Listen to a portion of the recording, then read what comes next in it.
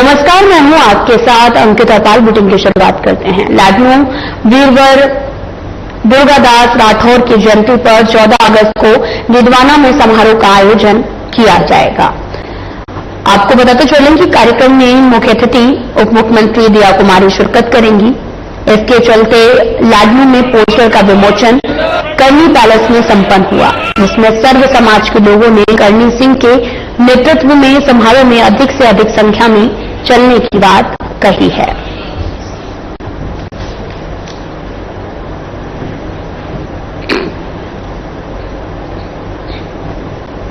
हिंदी और राजस्थानी साहित्यकार नंदकिशोर शर्मा ने के सशस्त्र चंद्र दर्शन महोत्सव कार्यक्रम में मुख्य अतिथि और राज्यसभा के पूर्व सांसद और बीजेपी नेता नारायण पंचवारिया ने शिरकत की है।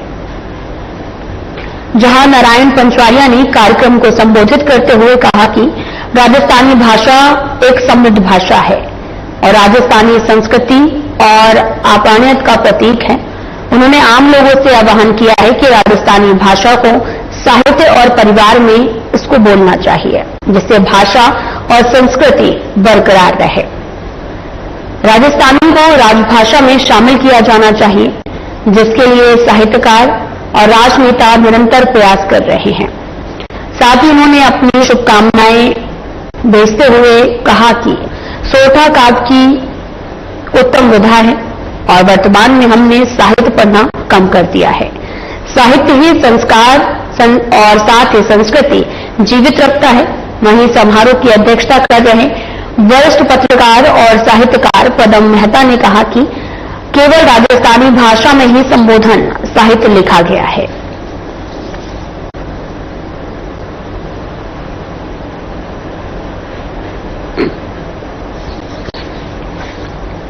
हिंदी और राजस्थानी साहित्यकार नंदकिशोर शर्मा ने के सशस्त्र चंद्र दर्शन महोत्सव कार्यक्रम में मुख्य अतिथि राज्यसभा के पूर्व सांसद और बीजेपी नेता नारायण पंचवारिया ने शिरकत की है। जहां नारायण पंचवारिया ने कार्यक्रम को संबोधित करते हुए कहा कि राजस्थानी भाषा एक समृद्ध भाषा है और राजस्थानी संस्कृति और अपणियत का प्रतीक भी है। उन्होंने आम लोगों से आह्वान किया है कि राजस्थानी भाषा को साहित्य और परिवार में इसको बोलना चाहिए।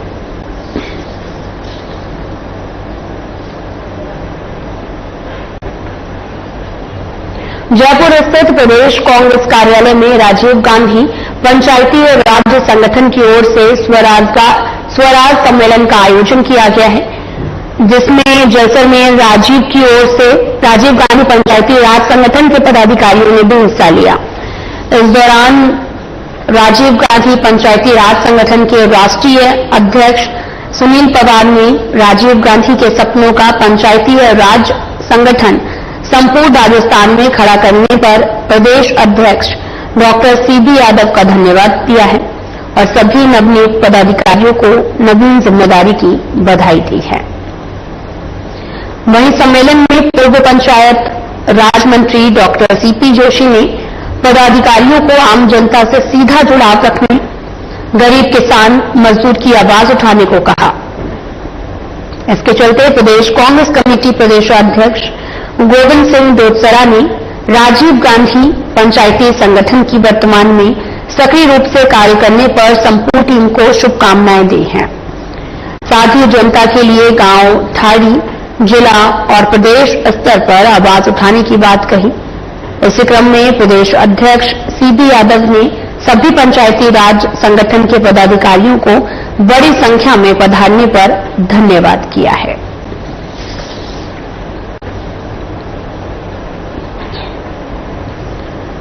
स्वरोजगार सम्मेलन का आयोजन किया गया है और जहां पर आपको बताते चले कि पंचायती राज संगठन के पदाधिकारियों ने हिस्सा लिया है। राष्ट्रीय अध्यक्ष ने प्रदेश अध्यक्ष का धन्यवाद भी किया है। साथ ही जयपुर स्थित प्रदेश कांग्रेस कार्यालय में राजीव गांधी पंचायती राज संगठन की ओर से स्वराज सम्मेलन का आयोजन किया गया और साथ ही जैसलमेर राजीव गांधी पंचायती राज संगठन के पदाधिकारियों ने हिस्सा लिया। इस दौरान राजीव गांधी पंचायती राज संगठन संपूर्ण राजस्थान में खड़ा करने का प्रदेश अध्यक्ष डॉक्टर सीबी यादव का धन्यवाद भी किया है।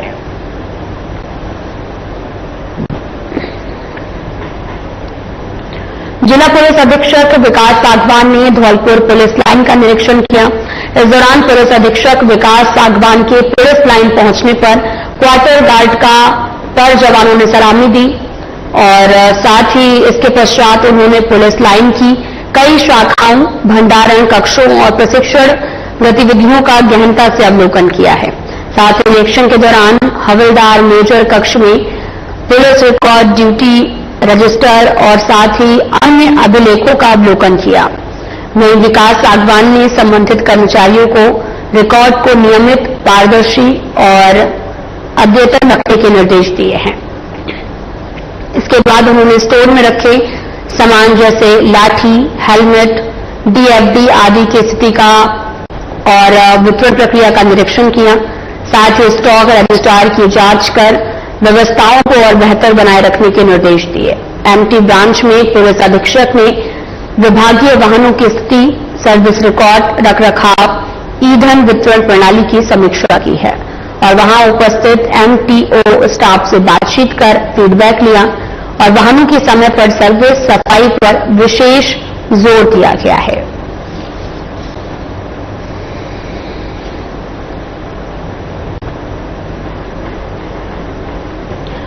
एसपी विकास सागवान ने पुलिस लाइन का निरीक्षण किया है।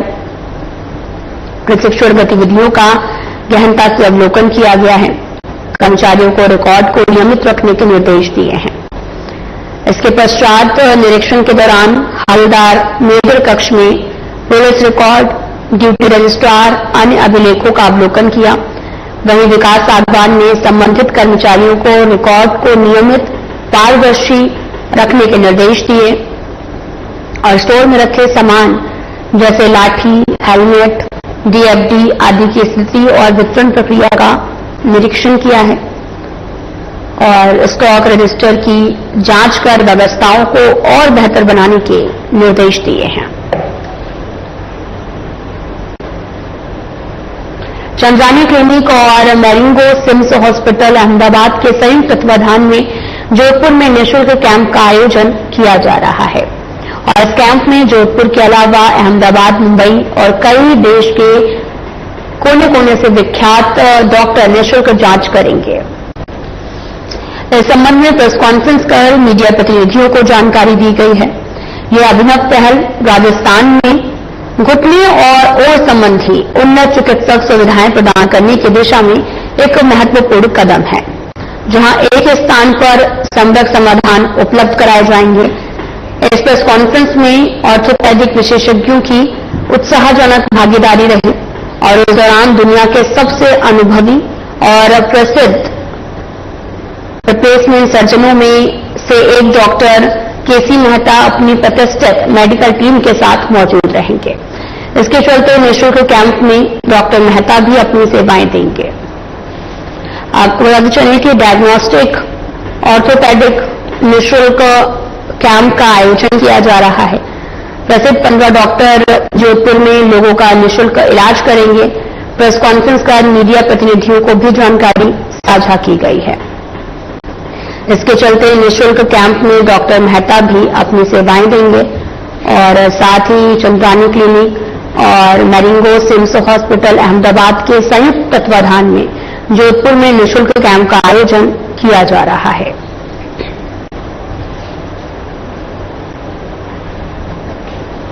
दशा माता के 10 दिवसीय व्रत का आज समापन हुआ है। आधी रात से निकली शोभा यात्रा में श्रद्धालुओं ने जलाशयों में मूर्तियों का विसर्जन किया है और नाचते गाते माता जी के जयकारे लगाते श्रद्धालु जलाशयों के किनारे पहुंचे। वहीं शहर में भी अलग अलग कॉलोनियों से शोभा यात्रा निकाली गई। वो शहर के रेलवे स्टेशन के पास दो नदी पहुंची। जलाशयों के किनारे माता जी की पूजा अर्चना कर आरती की गई है। इसके बाद विधि विधान के साथ जलाशयों में मूर्तियों का विसर्जन किया गया। इस दौरान श्रद्धालुओं ने घर परिवार की सुख समृद्धि और खुशहाली के लिए मंगल कामना की है। इसके चलते शहर से लेकर गांवों तक लोगों में काफी ज्यादा उत्साह देखने को मिला। तस्वीर दिखा रहे चौकी डूंगरपुर से हैं, जहां दशा माता के 10 दिवसीय व्रत का समापन बड़े ही धूमधाम हर्षोल्लास के साथ किया गया। श्रद्धालुओं ने पूजा करके मूर्तियों का विसर्जन भी किया है, जिसकी तस्वीरें आपको दिखा रहे हैं। और इस दौरान भारी संख्या में लोगों की भीड़ भी उमड़ती हुई नजर आई।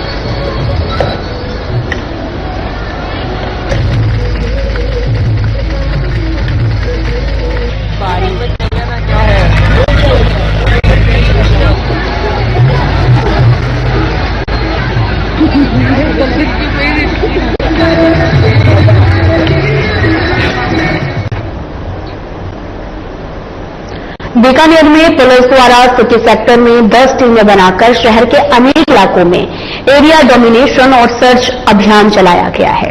एडिशनल एसपी सौरभ तिवारी के नेतृत्व में टीम गठित की गई है।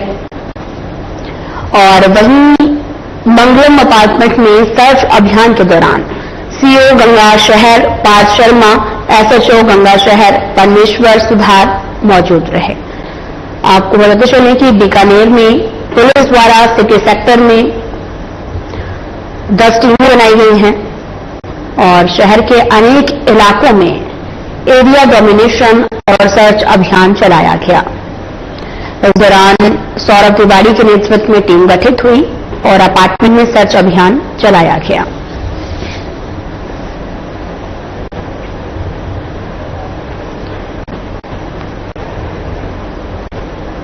खबर हनुमानगढ़ से है, जहां गोगामेड़ी एसएचओ संतोष ढाका को लाइन हाजिर कर दिया गया। इस संबंध में एसपी हरिशंकर ने रविवार को आदेश जारी किया है। और साथ ही आपको ये भी बताते चलें कि बताया ये भी जा रहा है कि इस संबंध में पुलिस मुख्यालय में किसी मामले में शिकायत हुई थी, जिसकी जांच चल रही है।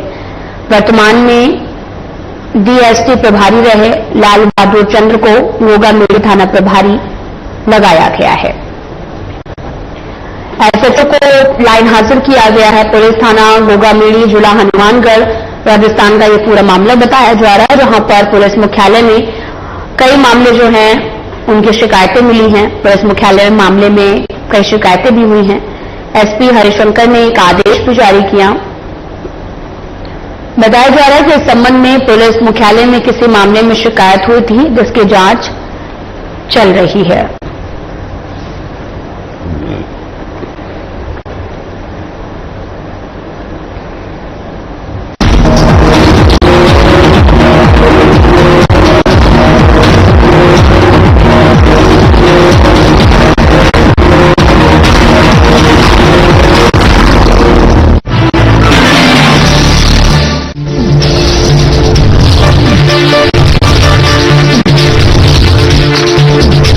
इंस्टीट्यूट के छात्र हर साल नए नए जगहों पर, नए नए संस्थानों पर काम करने के लिए जाते हैं, उन्हें प्लेसमेंट मिलता है और साथ ही साथ वो संस्थानों का और साधना इंस्टीट्यूट का नाम भी रोशन करते हैं। तो अगर आप इलेक्ट्रॉनिक मीडिया, मास कम्युनिकेशन में अपना करियर बनाना चाहते हैं तो साधना इंस्टीट्यूट आपके लिए एक सबसे बढ़िया विकल्प है।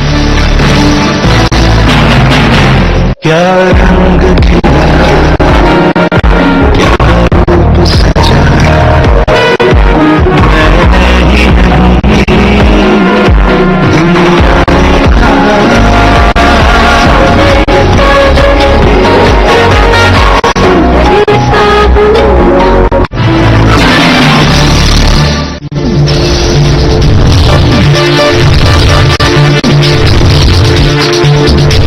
इंस्टीट्यूट के छात्र हर साल नए नए जगहों पर, नए नए संस्थानों पर काम करने के लिए जाते हैं, उन्हें प्लेसमेंट मिलता है और साथ ही साथ वो संस्थानों का और साधना इंस्टीट्यूट का नाम भी रोशन करते हैं। तो अगर आप इलेक्ट्रॉनिक मीडिया, मास कम्युनिकेशन में अपना करियर बनाना चाहते हैं तो साधना इंस्टीट्यूट आपके लिए एक सबसे बढ़िया विकल्प है। क्या आप दुबले पतले कमजोर हैं, आपकी सेहत नहीं बनती, भूख कम लगती है, वजन नहीं बढ़ता? दरअसल मेन बात खाना पीना खाना नहीं है, मेन बात है खाया पिया लगना। और अगर खाया पिया लगेगा ही नहीं तो आपकी सेहत बनेगी कैसे? इसलिए हमारी संस्था सन्यासी आयुर्वेदा ने एक ऐसी दवा का निर्माण किया है जो कि आपके लिवर, आपके पाचन तंत्र को दुरुस्त करने का काम करती है, ताकि आप जो भी खाएं उसका पूरे का पूरा निचोड़ आपके शरीर को लगे।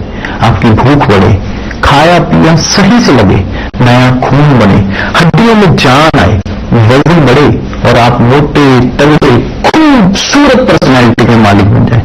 सिर्फ 699 रुपए की पूरे 1 महीने की दवा होती है और आप इसे घर बैठे 011 45 45 45 45 पर फोन करके दवा मंगवा सकते हैं।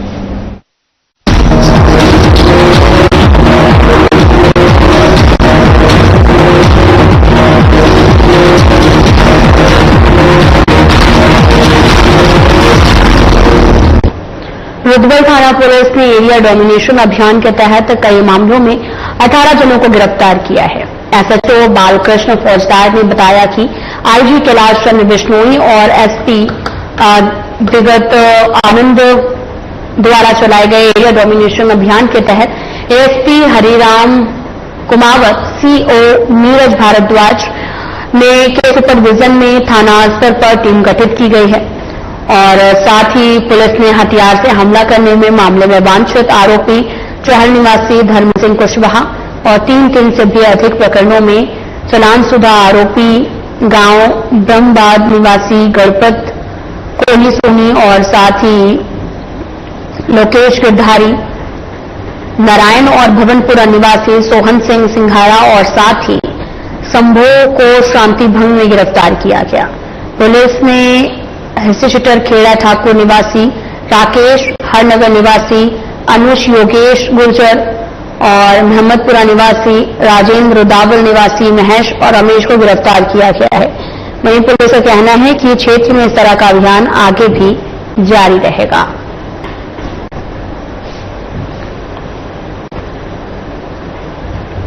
सुबह से ही मूसलाधार बारिश से नदी नालों का जल स्तर बढ़ गया है।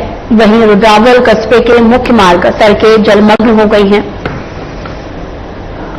डांग इलाकों में बारिश होने से बांध बरेठा में लगातार पानी की आवक जारी है। इसके चलते पुलिस विभाग ने जलभराव क्षेत्र और बहते पानी को पार नहीं करने की हिदायत दी है। तो तस्वीरें आपको दिखा रहे हैं जो कि भरतपुर से हैं, जहां रुद्रावल में लगातार बारिश का प्रकोप देखने को मिल रहा। बारिश से नदी नालों का लगातार जलस्तर भी बढ़ता जा रहा। प्रशासन ने बहते हुए पानी को पार न करने की हिदायत दी है। तो पानी की मजबूत मिल जाए और वहाँ पर हमारी पुलिस का जाता है मौजूद है, हमेशा रहता है। पुलिस वाले सबको संघर्ष करते हैं, घंटा भाई किसी की जान आने में बहुत पानी। भरतपुर के बिसावर इलाके में एक चौंकाने वाला मामला सामने आया, जहां एक पति ने अपनी पत्नी को शिक्षक बनने में मदद की, लेकिन जैसे ही पत्नी की नौकरी लगी उसने पति को छोड़ दिया। इसके चलते सलेमपुर खुर्द निवासी पीड़ित पति अनूप कुमार ने जिला कलेक्टर को दिए गए परिवाद में बताया कि उसकी शादी 14 नवंबर 2021 को नगला हवेली निवासी युवती के साथ हुई थी। शादी के बाद पत्नी को पढ़ाने के लिए पति ने मजदूरी की और उसे BSTC का कोर्स कराया। इसके परिवार की आर्थिक स्थिति बहुत ज्यादा खराब हो गई। कोचिंग करने के बाद में पत्नी ने जब प्रतियोगी परीक्षा की तैयारी की तो वह रीट प्रथम लेवल 2023 में सफलता प्राप्त कर शिक्षक बन गई। शिक्षक बनते ही उसके व्यवहार में बदलाव आ गया। माता पिता के साथ अभद्रता करने लगी और पत्नी ने उसके साथ रहने से इनकार कर दिया।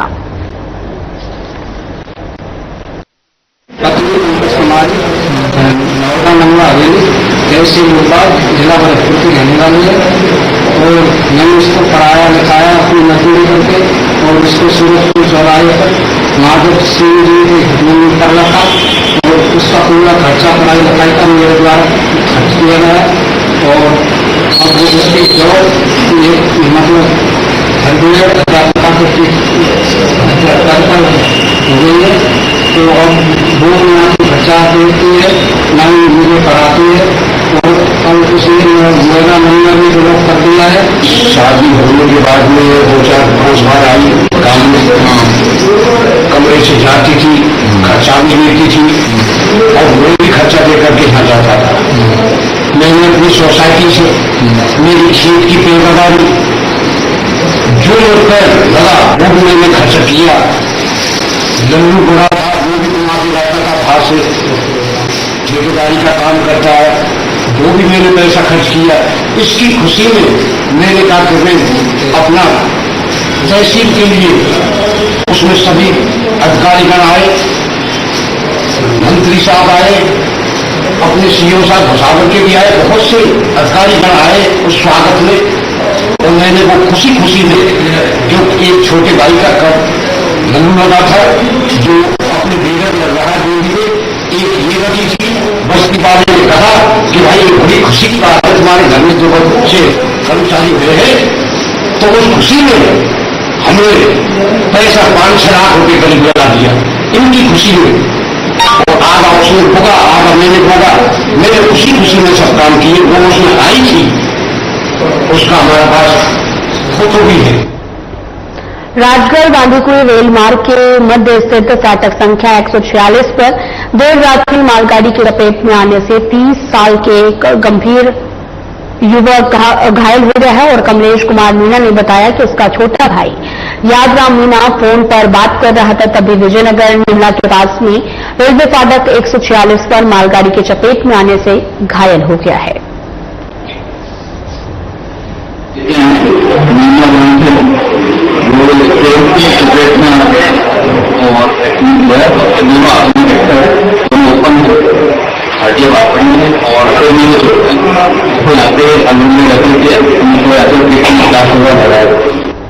खबर अमृतसर से है, जहां पर एक गोदाम में जहरीला केमिकल युक्त बीजों की थैलियों के खाने से करीब आधा दर्जन बकरियां मर गई हैं। सूचना मिलने पर ग्रामीणों ने मौके पर पहुंचकर प्रशासन और पशु हेल्पलाइन को सूचित किया है। ग्रामीणों ने बताया कि चक 9D स्थित कोमल खारीवाल नाम से गोदाम बना हुआ है, जिसमें केमिकल युक्त बीजों का भंडारण किया जाता है। गोदाम की सफाई कर बीजों की खाली थैलियां और अन्य कचरा गोदाम के सामने ही डाल दिया है। और थोड़ी देर बाद में 23D निवासी बाबूदान सिंह पुत्र राजू सिंह राजपूत अपनी बकरियों के गोबर को चराते हुए निकला, और कुछ बकरियों ने गोदाम से डाली गई थैलियों और अन्य कचरा खा लिया, जिसमें करीब 6 से 7 बकरियां मर गई हैं।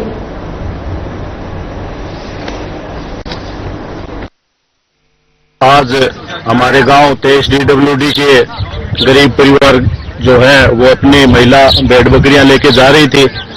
ये मेरे पीछे जो खारीवाड़ वेयर हाउस बना हुआ है उसमें बीज पैकिंग वगैरह का इनका जो वेस्टेज था जहरीला, उन्होंने रोड के किनारे डाल दिया, जिससे उस गरीब परिवार की बकरियां हैं उन्होंने खा ली, जिससे उस गरीब परिवार की 8 से 10 बकरियां घटनास्थल पर ही मारी गई।